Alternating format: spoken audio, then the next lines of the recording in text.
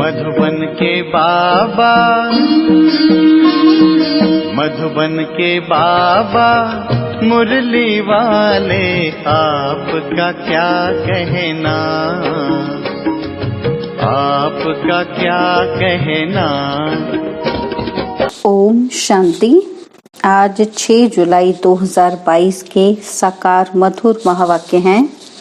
आज है बाप दादा बोले, मीठे बच्चे, बाप का बनने से तुम बिगर कौड़ी खर्चे सेकंड में जीवन मुक्ति का अधिकार पा लेते हो। निश्चय हुआ और वर्षा मिला। बाबा ने कहा, मीठे बच्चे, बाप का बनने से तुम बिगर कौड़ी खर्चे सेकंड में जीवन मुक्ति का अधिकार पा लेते हो। निश्चय हुआ और वर्षा मिला।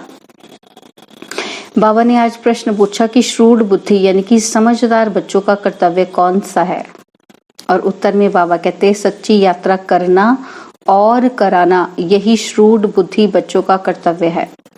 सच्ची यात्रा है मन मना भव। इस यात्रा से और धक्कों से बच जाएंगे। जैसे बाप कल्याणकारी है, वैसे श्रूड बुद्धि बच्चे बाप समान कल्याणकारी होंगे।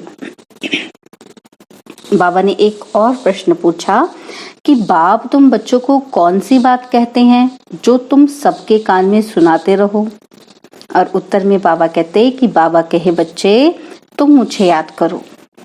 किसी देहधारी को याद नहीं करना है।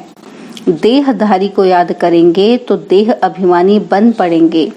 इसलिए सदैव समझो, देहधारी सब मरे पड़े हैं। हमें बाप को याद करना है। यही बात सबके कान में सुनाते रहो। मुरली का गीत है, तकदीर जगाकर आई हूँ। ओम शांति। बच्चों की तकदीर बनाने में कोई खर्चा लगता है? माँ बाप के पास बच्चा आया, बच्चों को तो कुछ खर्चा लगा ही नहीं वर्षा पाने में। पैदा होने से ही बाप की मलकियत का वर्षा मिल जाता है। अखबार में भी लिखते हैं ना कि फलाने वारिस का जन्म हुआ। बच्चे को कोई खर्चा लगा? नहीं। जन्म लिया, उनको कोई खर्चा नहीं। कोई बहुत धनवान है, बच्चे नहीं हैं तो अडॉप्ट करते हैं। बच्चे का कोई खर्चा लगा? कुछ भी नहीं। यहाँ भी गाया जाता है सेकंड में जीवन मुक्ति। दुनिया वाले भल जीवन मुक्ति का अर्थ नहीं जानते हैं। अब यह तो जानते हो कि विश्व के मालिक जीवन मुक्त देवताएं थे। भारत में ही जीवन मुक्ति होती है। अब बाप पूछते हैं, बाप का बनने में कोई खर्चा लगता है? बस बाबा मैं आपका हूँ। गाया भी जाता है कि जनक को सेकंड में जीवन मुक्ति मिली। सिर्फ बाप की पहचान मिली जिनके लिए बाप युक्तियां बतलाते रहते हैं। बताओ, पारलौकिक परमपिता परमात्मा से आपका क्या संबंध है? परमपिता परमात्मा वह तो बाप है। बाबा कहते हैं, मेरा बनने के लिए खर्चा लगता है? कुछ भी नहीं। सिर्फ मेरा बनो, खर्चा कुछ भी नहीं। 1 सेकंड में जीवन मुक्ति, खर्चे की बात ही नहीं उठती। बच्चा आया, क्या खर्चा हुआ? तुम बाप के बनते हो, क्या खर्चा हुआ? सिर्फ बुद्धि से ही निश्चय किया कि मैं हूँ, मैं आपका हूँ। समझते हैं बाप से स्वर्ग की बादशाही मिलती है। बाप स्वर्ग का रचयिता है। वर्षा मिलता है हेवन की बादशाही। निश्चय की बात है ना। पाई भी खर्चा नहीं करो, याद से ही तुम हीरे जैसा बन जाएंगे। हम लिखते भी हैं कि तुम जीवन मुक्ति पा सकते हो। कौड़ी भी खर्चा करने बिना तुमको बादशाही मिल जाएगी। तुम कितने धक्के खाते हो। भक्ति मार्ग में यात्राओं पर मनुष्य बहुत धक्के खाते हैं। उनमें पंडे भी रहते हैं या कोई धर्माऊ पुरुष धक्के खिलाते हैं। पैसे भी बहुत खर्च करते हैं, मिलता तो कुछ भी नहीं है। यह बाप तो समझाते बहुत हैं, परंतु किसी की तकदीर में नहीं है तो बुद्धि में बैठता ही नहीं। कोई युक्ति निकाल धक्के खाने वालों को बचाए। सिर्फ बाबा की मुरली सुना फिर जाकर सुनाया, यह कोई बड़ी बात नहीं है। किसको क्या बोलना चाहिए, क्या करना चाहिए। ट्रेन में यात्रा करने जाते हैं, क्या युक्ति निकालें? बाबा जैसी युक्ति बतलाते हैं, वह कोई अजुन अमल में नहीं लाया है। कोई को भी प्यार से समझाना चाहिए कि पतित पावन ज्ञान के सागर से आपका क्या संबंध है। इस समय तक बाबा को समाचार नहीं लिखा है कि बाबा इस धंधे में मैं लग गया हूँ। फलाने फलाने से पूछा है, वह क्या कहते हैं। कुछ भी बाबा को समाचार नहीं देते हैं। बाबा से तुम 1 सेकंड में जनक मिसल जीवन मुक्ति पा सकते हो। अगर यह पहेली हल की तो बाबा फर्स्ट क्लास बात सुनाते हैं। प्लास्टिक पर छोटे कार्ड छपवा लो, अच्छे पोस्ट कार्ड हो जो कहाँ भी भेज सके। तीर्थों पर तो धक्के खाते ही रहते हैं। तुम लिख भी सकते हो कि जन्म जन्मांतर के धक्कों से छूटना चाहते हो तो यह पहेली हल करो। इसे हल करने से 1 सेकंड में जीवन मुक्ति पा सकते हो। बाबा अक्षर तो देते हैं ना। कोई बुद्धिमान बच्चा हो जो ठीक रीति लिख कर आवे और अच्छा छपा कर भेजे।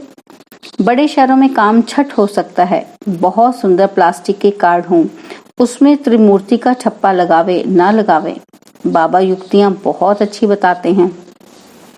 जनकों को सेकंड में जीवन मुक्ति मिली, ये सिर्फ गाते रहते हैं, कोई को पता नहीं। भल अष्टापा गीता में है, परंतु उससे कोई समझ नहीं सकते। दंत कथाएं हैं। तुम प्रैक्टिकल में समझाने बैठे हो और किसी से समझ है ही नहीं। समझदार हैं तो एक गॉडफादर, बाकी सबको रावण ने नॉन सेंसिबल बना दिया है।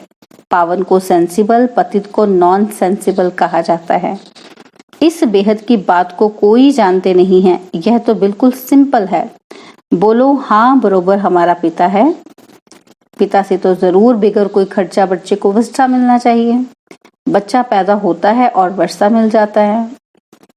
लौकिक बाप से बच्चे को वर्षा मिलता ही है, जीवन बंध का। यह एक ही बाप है जिसको पतित पावन कहा जाता है। यहाँ तो है ही रावण का आसुरी राज्य। अब तो ये ईश्वर बाप है, कहते भी है ना, हेवनली गॉडफादर। तो उससे ही हेवन का वर्षा मिलना चाहिए। हेवन कहा ही जाता है नई दुनिया को। पुरानी दुनिया का तो महाविनाश सामने खड़ा है। जितना देरी होती जाएगी मनुष्यों को विनाश का निश्चय आता जाएगा। मनुष्यों को दिल में भी आता जा रहा है। समझते हैं कल भी लड़ाई छिड़ सकती है। यह भी समझते हैं कि मौत सामने खड़ा है। तुम भी बतलाते हो कि हम प्रजापिता ब्रह्मा कुमार कुमारियां हैं। शिव बाबा के बच्चे तो हैं ही, वर्षे के हकदार बन जाते हैं। बस सिर्फ बाप और वर्षे को याद करो। कार्ड में भी ये अक्षर डालने हैं। यह एक ही पहेली हल करो तो 1 सेकंड में बिगर कौड़ी खर्चा जीवन मुक्ति मिल सकती है। सिर्फ बाप और वर्षे को याद करने का है। बस स्वर्ग का मालिक बन जाएंगे ना। स्वर्ग में भी नंबरवार पद तो है ना। ज्ञान से ही फिर आप ही समझ जाएंगे कि हमको क्या करना है। यहाँ पैसे आदि की कोई बात नहीं। बाबा हमेशा बच्चों को कहते हैं मांगने से मरना भला।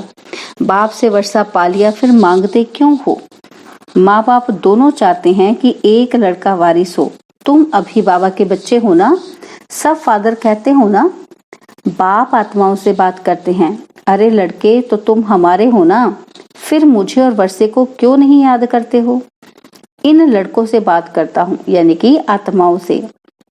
ब्रह्मा तन द्वारा ब्रह्मा के भी तुम बच्चे ठहरे, नहीं तो ब्रह्मा के घर आ कैसे सकते। ब्रह्मा कुमार कुमारियों को वर्षा मिलता है दादे का। स्वर्ग का रचयिता कोई ब्रह्मा नहीं है। तुम्हारा गुरु तो कोई ब्रह्मा नहीं है। सतगुरु तो है ही एक, यह ब्रह्मा भी उससे सीखते हैं। ऐसे नहीं कि सीख कर वह चला जाएगा तो हम गद्दी पर बैठ जाएंगे। नहीं, ऐसा होता नहीं है। सतगुरु एक ही है। हम सब उनसे सीखकर सदगति को पाते हैं। बच्चे सर्विस बहुत कर सकते हैं, बहुत चांस है। मंदिरों आदि में भी ये कार्ड ले जाकर समझा सकते हो। कोई काम करके तो दिखावें। बाबा जो युक्ति बताते हैं बड़ा ही इजी है। बाबा जांच करते रहते हैं कि देखे कहाँ से समाचार आता है कि बाबा ट्रेन में हमने 10-20 से ये प्रश्न पूछा। एक से प्रश्न पूछेंगे तो 10 सुनेंगे। घर में बैठ किसी को समझाया, ये कोई बड़ी बात थोड़ी है। बाप कहते हैं सिर्फ बाप और वर्षे को याद करो। छोटे बच्चों को तो बुद्धि में नहीं रहता, जब बालिग होता है तब बुद्धि में रहता है। तुम्हारे तो ऑर्गन्स बड़े हैं। सेकंड में जीवन मुक्ति मिलती है। जानते हो बाबा हमें स्वर्ग का वर्षा देते हैं। बेचारे मनुष्य बाहर बहुत धक्के खाते रहते हैं। उनको छुड़ाएं कैसे, इसमें युक्तियां बहुत चाहिए। कितनी बच्चियां घर बैठे लिखती हैं कि बाबा हम तो आपके हो गए, कभी देखा भी नहीं, मिली भी नहीं। लिखती हैं बाबा हम आपके हैं, आपसे वर्षा हम लेकर ही रहेंगे, मार भी खाती रहती हैं। ऐसी बच्चियां बहुतों से आगे जा सकती हैं। तुम तो मार भी नहीं खाते हो तो भी यह सर्विस नहीं करते हो। बाबा की भी सुनी अनसुनी कर देते हैं। तुम कोई भी भाषा में कार्ड छपवा सकते हो, काम करने वालों की बुद्धि चलनी चाहिए। बाबा कोई जास्ती काम थोड़ी देते हैं। उस दुनिया की गवर्नमेंट की कितनी बड़ी पंचायतें हैं विनाश के लिए, और तुम्हारे पास अविनाशी पद पाने के लिए कितनी अच्छी युक्तियां हैं। भक्ति मार्ग में बहुत खर्चा करते हैं और तुम देखो क्या कर रहे हो। कोई खर्चा नहीं, भक्ति मार्ग में बहुत खर्चा होता है। तुम 1 सेकंड में जीवन मुक्ति पाते हो। सेंसिबल जो बच्चे हैं वे बाबा को कार्ड छपाकर दिखावें कि हम कितना सहज बाबा से वर्षा ले रहे हैं। मनुष्य तो कितने दुखी होते हैं, कितने तो यात्रा में बीच से ही लौट आते हैं। गरीब बेचारे बहुत भटकते हैं, उन बेचारों पर तरस पड़ता है। तुम गॉडफादर के बच्चे हो तो तुमको तो स्वर्ग में आना चाहिए। यहाँ तुम नरक में क्यों पड़े हो, यह कोई बताने वाला चाहिए। तुम किसी को भी समझा सकते हो कि अल्लाह को याद करो, अल्लाह के घर जाने के लिए, वहां से ही तुम आए हो। अब बाप को याद करो। नन व्हाट वन, नन्स को ही समझाना पड़े, तुमको याद करना है गॉड को। क्राइस्ट ने भी उनको याद किया है। समझो ब्रह्मा चला जाता है तो भी तुमको याद तो शिव बाबा को करना है। शरीर तो छूटेगा ही, तुमको याद उनको करना है। शिव बाबा कहते हैं कि सिर्फ मुझे ही याद करो, किसी देहधारी को याद नहीं करना है। देही अभिमानी बनना है, देहधारी तो सब मरे पड़े हैं। बाप कहते हैं मामी कम याद करो। दुनिया में तो 1-2 को दुखी करते रहते हैं। यहाँ हम एक बात कान में सुनाते हैं, है बहुत इजी। अल्फ और बे, बाप और बादशाही को याद करो। मन मना भव का अर्थ ही यह है, बाकी तो सब है डिटेल। बाप कल्याणकारी है, बच्चों को भी कल्याणकारी बनना है, बच्चों को भी सबूत देना है। आज हमने कितनों का कल्याण किया। कल्याण करने के लिए घूमना पड़ता है, धर्म स्थापना अर्थ भी धक्का खाना पड़ता है। हम ऐसी यात्रा सिखलाते हैं जो कब दूसरी यात्रा करनी ना पड़े। मन मना भव, यात्रियों के पिछाड़ी लग जाना चाहिए। बड़ी श्रूड समझदार बुद्धि चाहिए। अच्छा, मीठे मीठे सिकिलदे बच्चों प्रति माता पिता बाप दादा का याद प्यार और गुड मॉर्निंग। रूहानी बाप की रूहानी बच्चों को नमस्ते। हम रूहानी बच्चों की रूहानी बाप दादाजी को दिलवा जान सिकवा प्रेम से नमस्ते। ओम शांति। प्यारे बाबा, मीठे बाबा, मेरे बाबा, शुक्रिया बाबा, शुक्रिया बाबा, शुक्रिया बाबा। धारणा के लिए मुख्य सार है। पहला पॉइंट कि हीरे जैसा बनने का साधन बाप की याद है। बाप की याद से बिगर कौड़ी खर्चा विश्व की बादशाही मिल जाएगी। इसलिए निरंतर एक बाप की याद में रहना है। मांगने से मरना भला। बाप से सब कुछ मिल गया, इसलिए मांगना नहीं है। कल्याणकारी बन सबको सच्चा रास्ता बताना है। बाबा ने वरदान दिया, सर्व खजानों को कार्य में लगाकर बढ़ाने वाले योगी सो प्रयोगी आत्मा भव। बाप दादा ने बच्चों को सर्व खजाने प्रयोग के लिए दिए हैं। जो जितना प्रयोगी बनते हैं, प्रयोगी की निशानी है प्रगति। अगर प्रगति नहीं होती है तो प्रयोगी नहीं। योग का अर्थ ही है प्रयोग में लाना। तो तन मन धन या वस्तु जो भी बाप द्वारा मिली हुई अमानत है, उसे अलबेलेपन के कारण व्यर्थ नहीं गंवाना, बल्कि उसे कार्य में लगाकर 1 से 10 गुना बढ़ाना, कम खर्च वाला नशीन बनना, यही योगी सो प्रयोगी आत्मा की निशानी है। स्लोगन है, विकर्मों और विकारों का त्याग करना ही सच्चा त्याग है। विकर्मों और विकारों का त्याग करना ही सच्चा त्याग है। ओम शांति। और अब यह एक बहुत अच्छी वीडियो भी जरूर देखें।